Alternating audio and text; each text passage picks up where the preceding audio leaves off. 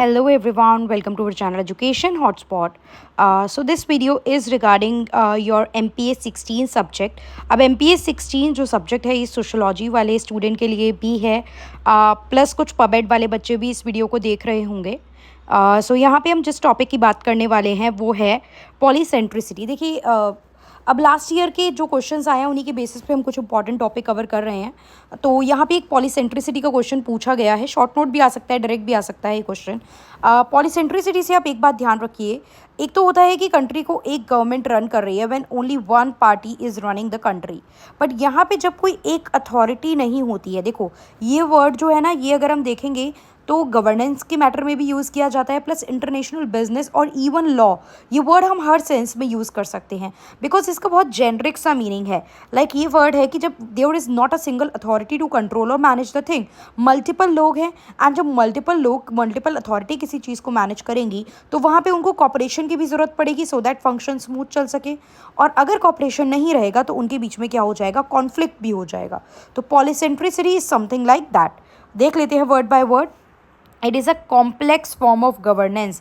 Governance का एक complex form है with multiple centres of semi autonomous decision making. मतलब डिसीजन मेकिंग के लिए, डिसीजन लेने के लिए यहाँ हमारे पास काफ़ी सारे अथॉरिटी और बॉडीज़ अवेलेबल हैं. डिसीजन मेकिंग सेंटर्स जो है वो एक दूसरे को अगर कंसीडर करके चलेंगे, या तो वो कॉम्पिटिटिव माने that you are my competition, या फिर मैं कॉपरेशन के साथ आपके साथ काम करके चलूँ.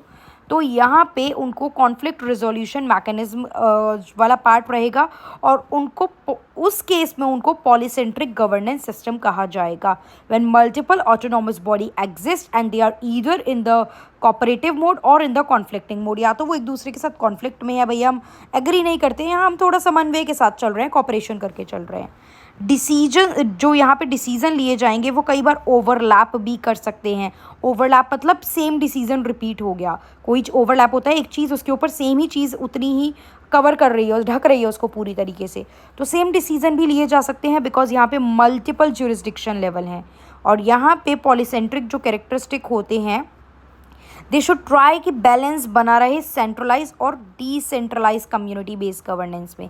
मतलब एक तो होता है सेंट्रलाइज जब पावर सिर्फ एक अथॉरिटी के पास होती है, एक होता है डिसेंट्रलाइज जब power top to bottom flow हो गई. तो दे शुड ट्राई कि बैलेंस जो है, एक बीच का जो एक वे है वो हमारे पास प्रेजेंट रह सके. अब ये जो टर्म पॉलीसेंट्रिसिटी है, इसको पहले जो फर्स्ट टाइम यूज़ किया था वो माइकल पोलानी ने अपनी जो एक उनका बुक था लॉजिक ऑफ लिबर्टी 1951 में, उसमें यूज़ किया था, जिसमें उन्होंने डिस्क्राइब किया था कि किस तरीके से सोशल ऑर्गेनाइजेशन का मेथड्स जो होते हैं वो in which individual are free to pursue their objective within a general system of rule. कुछ रूल्स को फॉलो करके इंडिविजुअल्स किस तरीके से अपना whatever they want to accomplish, उनके जो भी ऑब्जेक्टिव हैं, उनके जो भी एम्स हैं वो अचीव कर सकते हैं. मतलब जो व्यक्ति विशेष के कुछ टारगेट्स हैं वो अचीव कर सकते हैं सो दैट सोसाइटी में एक ऑर्डर, एक संगठन जो है वो प्रॉपरली बना रहे. तो ये तो उन्होंने यूज़ करा था. उसके बाद यहाँ पे यूज़ करा गया इसको by OTW. OTW is what, Ostrom, Tiebout and Warren ने इसको यूज़ करा पॉलीसेंट्रिसिटी को पॉलिटिकल साइंस और पब्लिक एडमिनिस्ट्रेशन में. 1961 में इन्होंने यूज़ करा ऑस्ट्रम, टाइबाउट एंड वॉरेन ने. कहाँ पे, पॉलिटिकल साइंस सब्जेक्ट में एग्जैक्टली इसका यूज़ करा, जहाँ पे उन्होंने इस मतलब क्या एक्सप्लेन करा, as a way of making sense of the fact that most metro areas in the US lack single dominant political leader. अब उन्होंने यूएस को लेके स्टडी करी और वही चीज़ अपनी बुक पे प्रेजेंट करके थ्योरी, एक आइडियोलॉजी पॉलीसेंट्रिसिटी के बारे में भी बताया कि उस समय पे यूएस में कोई एक सिंगल पॉलिटिकल लीडर नहीं था, काफ़ी सारे पॉलिटिकल लीडर एग्जिस्ट कर रहे थे. और सारे लीडर होंगे तो भैया डिसीजन में डिले होगा, कॉन्फ्लिक्टिंग पॉइंट रहेगा. But instead include many local public authority each pursuing its own aim in an uncoordinated manner. And coordination बिल्कुल भी नहीं था उनमें आपस में. अच्छा, अब अगर इसकी प्रॉब्लम्स लिखनी हो, मैंने तो यहाँ पे डिटेल में नहीं मेंशन किया, बट अगर डिटेल में ये आंसर आ जाए तो प्रॉब्लम्स लिखनी हो, सबसे पहले क्या होता है, कॉन्फ्लिक्टिंग हो सकती हैं चीज़ें, ओवरलैप कर सकती है, मतलब सेम चीज़ रिपीट हो गई. सेम चीज़ जब रिपीट होती है तो वेस्टेज भी हो सकती है रिसोर्सेज की, चाहे वो टाइम हो, मनी हो, एफर्ट हो, सब रिसोर्सेज हो सकता है. डिसीजन मेकिंग में डिले रह सकता है. जो जिन पे आप गवर्न कर रहे हो, जो पब्लिक है, they tend to get confused. Benefit भी हो सकता है, yes you will get the options to choose among all these people.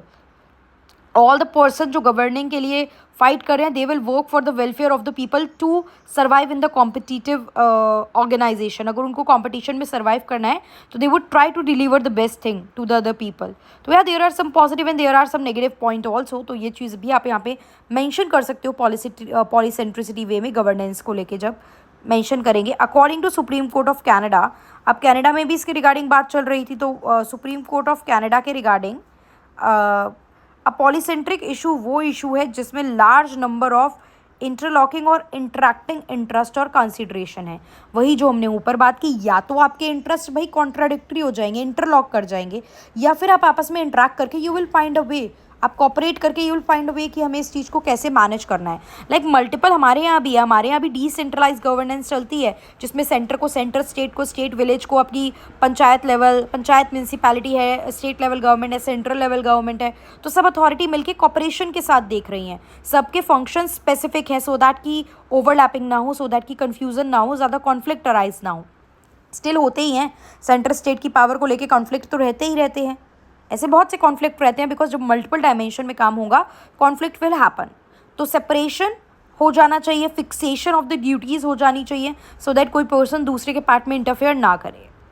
Done. So this is the concept of polycentricity when multiple level of the governance और the authority और semi autonomous body जो है exist करती है, कोई एक single governing body यहाँ पे नहीं होती है।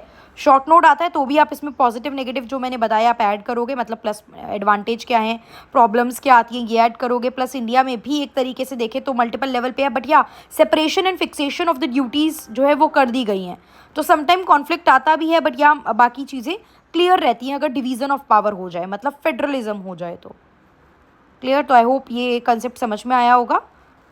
बाकी नेक्स्ट वीडियो कवर करते हैं micro level, constraint in that level, ये सब चीज़ों पे भी बात कर लेते हैं हम। बाकी और जो PYQs पूछे गए हैं उन्हीं को बेस लेके इंपॉर्टेंट क्वेश्चन की हम तैयारी करेंगे।